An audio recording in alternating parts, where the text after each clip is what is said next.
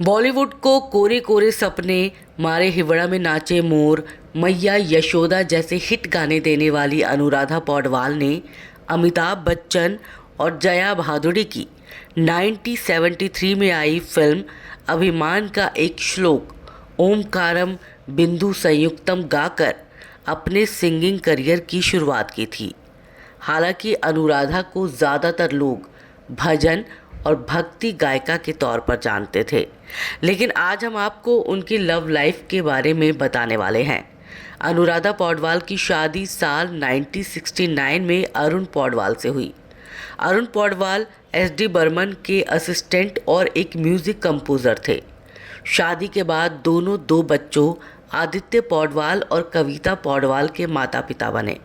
शादी के बाद दोनों खुशहाल ज़िंदगी जी रहे थे, लेकिन साल 1991 में एक दिन अचानक एक हादसे में अरुण पौडवाल दुनिया को अलविदा कह गए।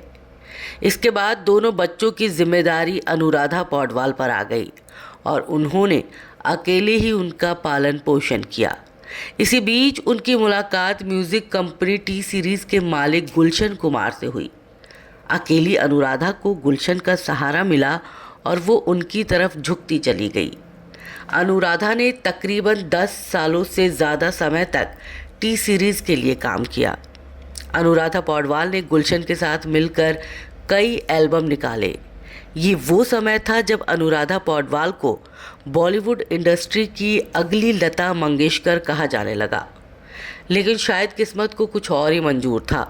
अनुराधा पौडवाल के एक गलत फैसले की वजह से उनका पूरा करियर बर्बाद हो गया।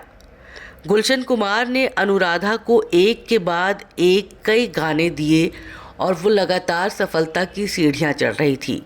इसी बीच अनुराधा पौडवाल और गुलशन कुमार के अफेयर ने भी जोर पकड़ा। हालांकि दोनों में से किसी ने भी इस बारे में कभी खुलकर बात नहीं की। कहा जाता है कि गुलशन कुमार अनुराधा को दूसरी लता मंगेशकर बनाना चाहते थे।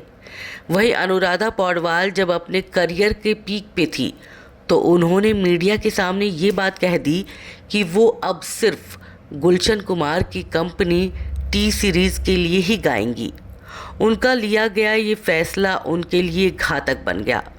उस समय फिल्म इंडस्ट्री में कई और सिंगर स्ट्रगल कर रही थी।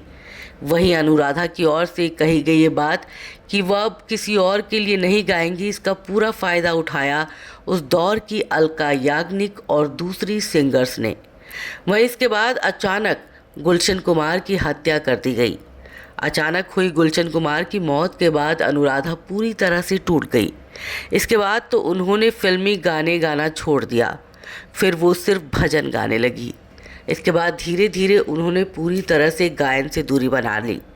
अपने पति अरुण और गुलशन कुमार के निधन के बाद अनुराधा पर साल 2020 में एक बार फिर से दुखों का पहाड़ टूटा, जब उनके बेटे आदित्य की किडनी फेल होने के कारण मौत हो गई।